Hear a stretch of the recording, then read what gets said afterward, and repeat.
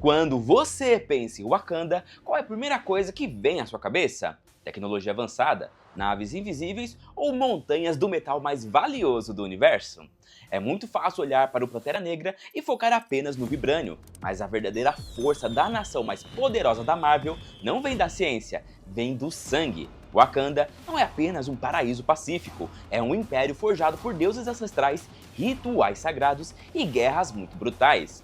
Por trás daqueles escudos gigantes de energia, existia uma divisão política complexa. 5 grandes tribos, clãs há muito tempo esquecidos, e facções secretas que sujam as mãos no mundo para manter o país em segurança. Alguns dariam a própria vida para proteger o rei com lealdade cega. Outros rejeitam qualquer tipo de tecnologia moderna e preferem a força bruta e o isolamento nas montanhas de gelo. Hoje, nós vamos abrir de verdade os portões da nação do Pantera Negra. Chegou a hora de descobrir quem realmente manda, quem obedece e quem tenta destruir o trono de Wakanda desde o início dos tempos. A Tribo Dourada! Para entender o Wakanda, precisamos começar com a Tribo Dourada, a tribo central e líder de toda a nação.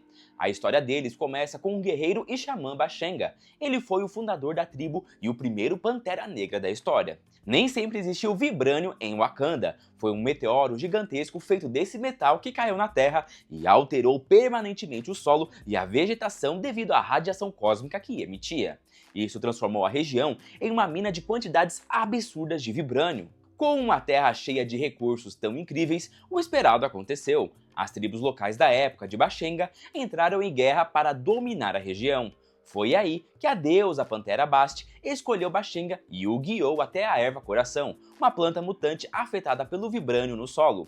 A erva deu a ele habilidades sobre-humanas, super força, super velocidade e sentidos aguçados. Bashenga uniu 4 das grandes tribos rivais sob sua liderança, com a única exceção da tribo Jabari, e que falaremos sobre ela em breve. Pela forma grandiosa como ele uniu a nação, o povo dele começou a se chamar de Tribo Dourada, e seus descendentes passaram a ser a realeza absoluta. O Monte Bashenga e o Pátio Bashenga recebem esses nomes exatamente por causa dele. Avançando várias gerações, chegamos a T'Chaka, o pai de T'Challa, que foi o Pantera Negra e rei de Wakanda. O reinado dele foi uma era de ouro, mas foi marcado pela grande traição do seu próprio irmão, o príncipe Ninjobo, o pai do Killmonger. Acreditando que precisava armar as pessoas oprimidas ao redor do mundo, Ninjobo se aliou ao mercenário Ulysses Klaue para roubar o vibrânio de Wakanda. O plano era forjar armas letais para criar revoluções e derrubar os países imperialistas, colocando Wakanda no topo do mundo do jeito dele. O rei T'Chaka descobriu o plano através de Zuri, um espião infiltrado. Quando T'Chaka foi confrontar o irmão, Ninjobo, furioso por não ter sido ouvido, puxou uma arma. Em uma fração de segundo, T'Chaka precisou tomar a pior decisão possível e matar o próprio irmão. A vida do próprio T'Chaka chegou ao fim muito tempo depois, durante a assinatura dos Acordos de Sokovia em Viena.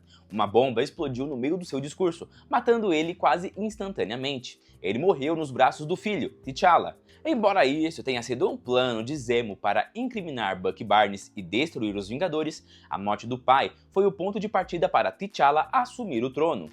E até que é por isso que ele fica do lado do Homem de Ferro em Guerra Civil, porque ele acaba achando que o Soldado Invernal tinha matado o pai dele.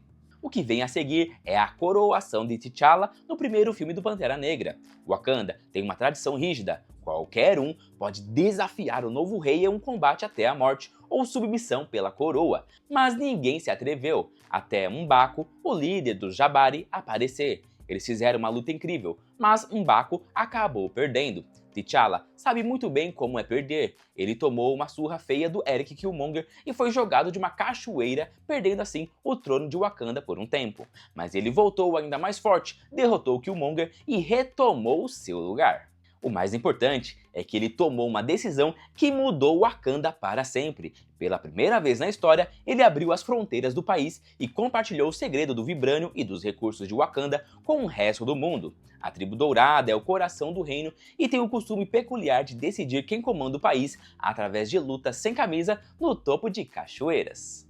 A Tribo Jabari.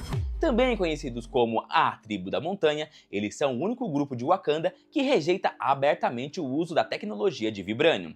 Eles não querem saber da modernidade e escolhem viver totalmente isolados nas montanhas nevadas e distantes do resto de Wakanda. Para eles, usar Vibranium é uma ofensa pura e um desrespeito pesado à cultura. Em vez de roupas tecnológicas e naves de metal, os Jabari usam lanças feitas de madeira reforçada, couro, osso e materiais tirados diretamente da própria natureza.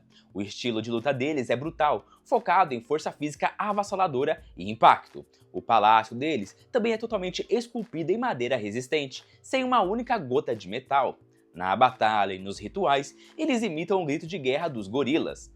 Na religião, eles não seguem a deusa Pantera Bast. Os Jabari adoram Hanuman, o deus gorila, o que explica os gritos de guerra e as máscaras entalhadas na madeira que usam em combates. A principal autoridade dos Jabari é M'Baku. Depois de perder para T'Challa no começo da história, M'Baku passa por um desenvolvimento gigantesco de personagem. Quando o Killmonger usurpou o trono e a tribo dourada desmoronou, foram os Jabari que resgataram o corpo do T'Challa quase morto no rio e o esconderam nas montanhas. O M'Baku virou totalmente a página ali, chegando a recusar a última erva coração disponível no mundo apenas para que o T'Challa fosse salvo da morte e retomasse a coroa.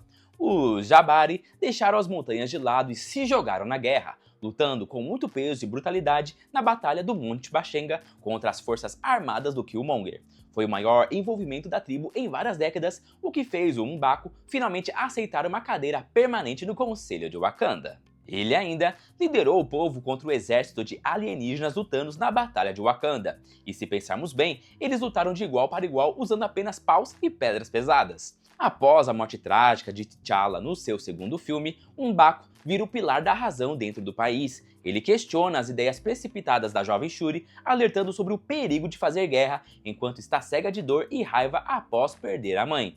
No fim das contas, a princesa Shuri escolhe ser apenas a Pantera Negra para focar nas missões, abrindo mão oficialmente do dever de ser a rainha de Wakanda. Enquanto Shuri vai embora de fininho e visita o filho secreto do irmão no Haiti, o M'Baku pisa firme na cerimônia oficial do país e puxa a liderança. O ator Winston Duke confirmou: ninguém o desafiou na cachoeira, e hoje M'Baku é o atual rei de Wakanda, saindo de um líder tribal rebelde para o grande campeão. A Tribo do Rio.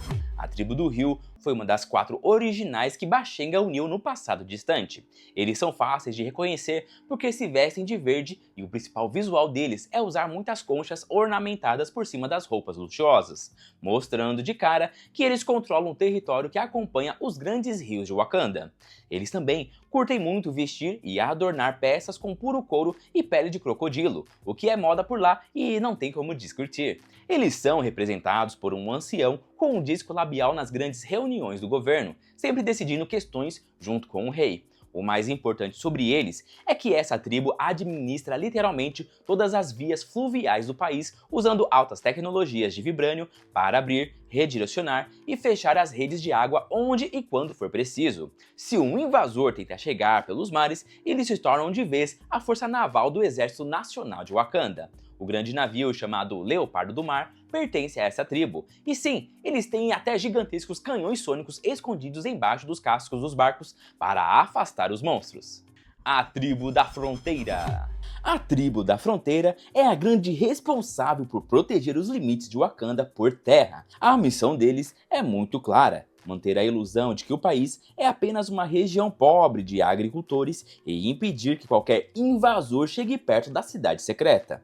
Os soldados usam mantas azuis tradicionais que, na verdade, escondem uma tecnologia incrível capaz de gerar escudos de energia super poderosos. O antigo líder da fronteira era o W'Kabi, mas como T'Challa nunca conseguiu capturar o vilão que destruiu a família dele, o W'Kabi acabou traindo o rei. Assim que o Killmonger apareceu com o corpo desse inimigo, o exército da fronteira mudou de lado na mesma hora para apoiar o novo governo. Porém, o que realmente rouba a cena nessa tribo é a sua força militar. No lugar de tanques de guerra, eles usam enormes rinocerontes de batalha, domados como cães de guarda e vestidos com armaduras pesadas de vibranium. Eles usam a pura força bruta dessas feras para arremessar os adversários pelos ares. É por isso que eles são o verdadeiro escudo do país, formando a linha de frente que conseguiu segurar até mesmo o exército alienígena do Thanos. A tribo da mineração. Além do luxo e da tecnologia avançada de Wakanda, existe a tribo da mineração, focada no trabalho pesado. A especialidade deles não é combate, mas sim extrair e purificar o vibrânio das rochas, além de operar todo o gigantesco maquinário subterrâneo e os trens magnéticos. Nos conselhos reais, os membros dessa tribo podem ser facilmente reconhecidos por suas roupas em tons vibrantes de laranja e vermelho. Sem o trabalho duro dessa equipe, Wakanda inteira perderia sua tecnologia e voltaria a usar lanças de madeira rapidamente. Tudo que o país tem de mais avançado, desde os trajes do Pantera Negra até os sistemas de transporte, depende da extração feita por eles. Embora apareçam poucos nos filmes, com destaque apenas em algumas cenas no laboratório da Shuri ou na batalha contra Killmonger, eles são fundamentais. Mesmo sofrendo perdas terríveis durante a inundação liderada por Namor, a tribo da mineração se manteve leal ao governo, focada em seu dever e distante de disputas políticas ou golpes de estado. A tribo mercantil. Wakanda também conta com a tribo mercantil, responsável por movimentar a economia e o comércio do país. Para identificá-los de longe, basta procurar pelas roupas altamente luxuosas, cheias de estampas coloridas e em tons alegres. Eles cuidam das lojas, da circulação de dinheiro e da produção de roupas finas e artesanais, tanto na capital quanto nos bairros mais afastados. Os líderes dessa tribo sempre estão presentes nos conselhos do governo, inclusive durante o momento em que Killmonger toma o trono. A melhor forma de notar a imensa força cultural e econômica dessa tribo é observar os mercados de rua iluminados por luzes neon e as barracas de artesanato que aparecem no primeiro filme. Essas cenas mostram a vida comum e alegre dos cidadãos, comprando e vendendo produtos populares bem longe dos laboratórios isolados da família real. Isso deixa claro como a economia local já era viva e complexa muito antes de Wakanda abrir suas portas para o resto do mundo. Os cães de guerra. Embora não sejam uma tribo tradicional ligada por laços de sangue, os cães de guerra formam uma facção essencial de espiões e agentes secretos. Eles operam nas sombras, infiltrados em diversos países, monitorando as maiores ameaças globais bem antes do rei decidir se apresentar às Nações Unidas. Essa vida de espionagem, lidando com o pior lado da humanidade, cobra um preço alto. Ninjobo, tio de T'Challa, era um desses agentes infiltrados em um bairro periférico nos Estados Unidos. Ao ver de perto a pobreza, a violência e o racismo, ele se revoltou contra o isolamento de Wakanda, o que acabou resultando em sua própria morte pelas mãos do próprio irmão, o rei T'Chaka. Nakia também atuava como espiã, vivendo na miséria para realizar resgates em zonas de guerrilha. Viver essa realidade dura do lado de fora fez com que muitos cães de caça ficassem desiludidos com a realeza, que vivia no luxo do palácio enquanto ignorava o sofrimento global. Eles foram a espinha dorsal da inteligência do país, necessários para manter Wakanda segura, mas frequentemente questionando o pacifismo e o isolamento de sua nação. E se você chegou até aqui, deixa o likezão no vídeo, se inscreve aqui no canal Nerdia e até a próxima!